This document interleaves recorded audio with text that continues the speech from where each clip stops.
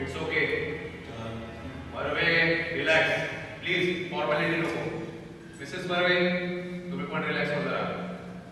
काय हो बर्वे माझ्यासोबत असताना एवढी काळजी? माझी काही कामं होती महत्वाची तिकडे घेऊन गेलो तुम्ही बर्व्याला. काय बर्वे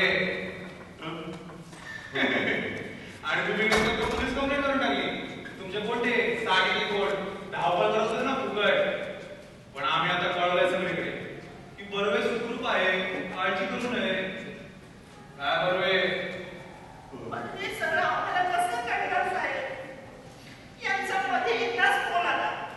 तोही कट झाला आणि त्या मला कसले तरी गोळ्यांचे आवाज ऐकू आले. तेव्हा मी रेल्वे ब्रिजला देतो. तिथे काही गर्दुल्ले दिवसा ढवळ्या गर्द पितो. आता क्रिमिनल म्हटल्यावर पकडायलाच पाहिजे. झाडल्या गोळ्या तसंच साले तर पळाले. त्यातला एक गेला ट्रॅकवर. तेवढ्यात समोरून गाडी आली आणि गेला हरवली गाडीमध्ये. तुकडे तुकडे झाले साल्याचे. रक्ता मासाचा नुसता ढीग. साल्याच्या बॉडीमध्ये असतं तरी काय मला बाहेर यायला. काय हो ना. हो. आणि मग नंतर मग फोन करायचं सुचलंच नाही. हे बघा माझ्यासोबत माणूस असताना अजिबात काळजी करायची नाही त्याची. बरोबर ना बर्वे? हो ना. हो. चला बर्वे आता मला लवकर फ्री करा. मला बरीच काम आहे. हो साहेब मला 2 मिनिटं द्या. अगदी 2 मिनिटं. No problem. अभि शौकर तनु अगं आपलं की नाही साहेबांच्या विषयात गैरसमज झाला होता रे. ते आपल्याला मदत करायला आले. हो बाहेर बोलले सगळं मला. तर बल्लूचं आणि ताराचं लग्न लावायला ते आपल्याला मदत करणार. हो ना साहेब? हो बर्वे हे शब्द दिले तुम्हाला तसा. ते ताराचे वडील आहेत ना ते बिहारमध्ये मोठे मंत्री आहेत ते बांधकाम मंत्री. आणि आपल्या बल्लूचे वडील ते मोठे बिल्डर आहेत. तिकडे मोठ्या माणसांची राजकारण आहे रे. सामान्य माणसाचं डोकं केले तर एकदम बधीर होऊन जातं. तर मग मी काय म्हणतो आपण गेले ताराला आणि बल्लूला याच्यावर पाठवून देऊ. म्हणजे काय जा घेऊन येतात त्यांना. पण ते दोघं नाही आहेत बाबा. काय नाही येत म्हणजे? अरे आपण किती खोटं बोलणार आहेस तो आम्ही. पण ते खरंच नाही आहे तिथे. अरे मग कुठे गेले? माहित नाही. मी सांगतो ना तुम्हाला साहेब. तुम्ही बाथरूम मध्ये बघा. आतमध्ये? हो बाथरूम मध्ये मागं स्टोर आहे. तिथं मागाशी ते लपून पाठवते. बघा बघा. माझं ऐका ना. बस. अरे आत कुणी नाहीये. मी सांगतोय ना ते नाही आहे तिथे. अरे मग कुठे गेले बोल. तू होतास ना तर तू सांग. बलूला न्यायला 2 बिहारी माणसं आली होती. तीच घेऊन गेले त्याला. तेव्हा तिला चक्कर येत होती म्हणून मी आज खोलीत घेऊन गेले होते त्याला. मला मध्यंतरी चक्कर आल्यासारखं झालं होतं खरं.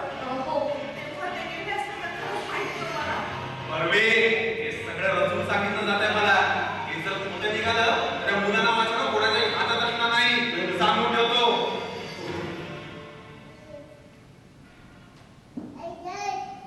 हेलो पिछले आधे घंटे से घर से कोई बाहर निकला था क्या? एक नहीं पे 4 आदमी थे. दोनों थे ना थे? कुछ देखा क्या तूने? अबे तो तू कहां तक छूती है? तेरे को नीचे झक मारने के लिए खड़ा किया मैंने. रुक साले मैं आता हूं. आणि हो या घरातून माझ्या परमिशन शिवाय कोणी बाहेर पडायचं नाही. सांगून ठेवतो.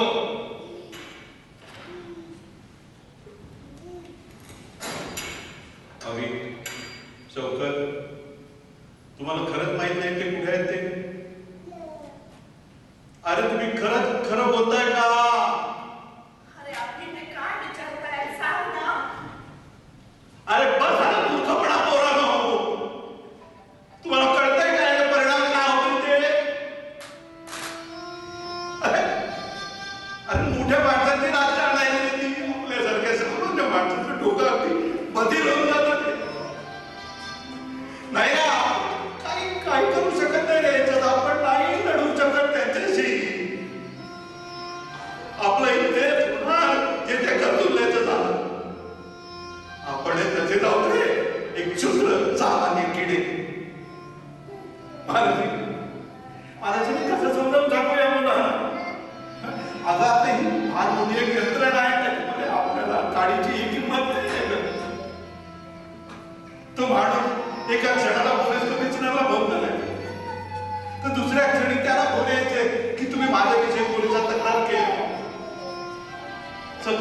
तर त्याला तो मला सांगत होता आणि मी नुसतं ऐकत होतो.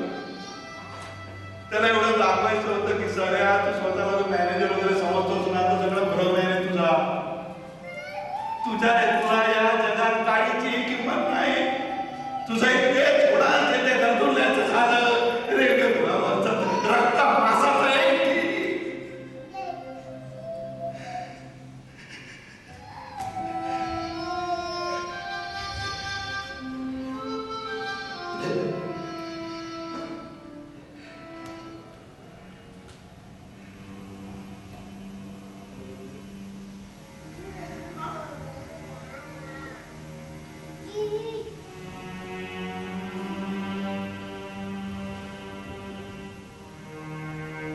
बाबा